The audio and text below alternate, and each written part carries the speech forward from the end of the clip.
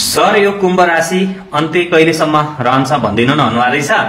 2025 March 29 बाट ठ्याक्कै 2.5 वर्ष हजुरले गणना गर्नुहोला र अन्त्य 7.5 मा कुम्भ राशि भएका व्यक्तिका लागि चाहिँ विशेष गरेर दशा सकिँदै जाने हो। आद्य मध्य र अन्त्य भएर तीनवटा 7.5 को फेजहरू हुन्छ मैले हजुरलाई भनिरहेको छु। र अब अन्त्य 7.5 भन्ने बित्तिकै कम्मर भन्दा तलको भागमा समस्या आउने र दुखाइ बढ्ने हो। अनि जो व्यक्ति कुण्डलीमा शनि सर सोगृह छ, उच्चको छ, मित्रगृह छ, राम्रो फल पाइन्छ। जो व्यक्तिको शनि नीच अवस्थामा छ, शत्रुको घरमा छ, कमजोर स्थितिमा छ, त्यस्ता व्यक्तिलाई जरुर कमजोर फल चाहिँ शनिकोले असाध्यै धेरै सताउने गर्दछ।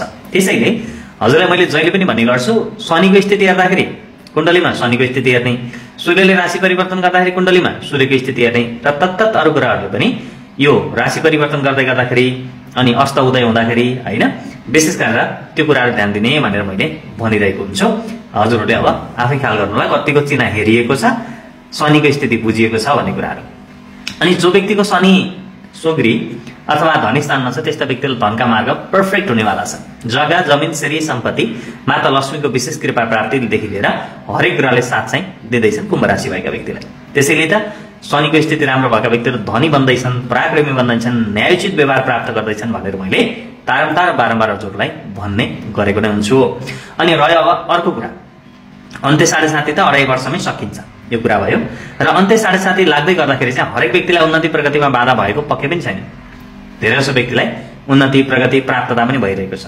त्यही हो शनिको स्थिति अवस्थिति र ग्रह गोचरीय फल जान्नु भनेको। त्यसैले 7.5 चल्दै गर्दाखेरि आत्तिने हतारिने हतासिने काम होइन कि बिस्तारै बिस्तारै काम बन्छन्, सबै कुरा राम्रो हुँदै जान्छ भनेर यस्ता धेरै कुराहरू जानियो बुझियो भने हुन्छ एकदमै सजिलो। त्यसैले कुम्भ राशि भएका व्यक्तिलाई अन्त्य 7.5 हुने अबको 2.5 वर्षमै हो। त्यो 2.5 वर्ष पूर्ण लाग्दैन हैन। अनि शनिको विशेष गरेर गति परिवर्तन अनुसार चाहिँ यसको समय घटबढ हुने कुरा, बढ्ने त हुँदै हुँदैन घट्ने नै हो है। यो कुराहरु जानकारी दिए मैले। अरु हजुरलाई जे सोध्नु छ कमेन्ट सेक्सनमा कमेन्ट गर्दै गर्नु होला।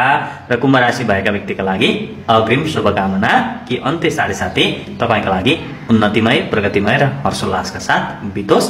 अनि कुम्भ राशि भएका व्यक्तिले आफ्नो चिन्ह हेराएर ग्रह गोचर स्थिति बारे बुझेर धेरै कुराहरु जानकारी लिएर पनि अगाडि अवश्य बढ्नुहोस् है त।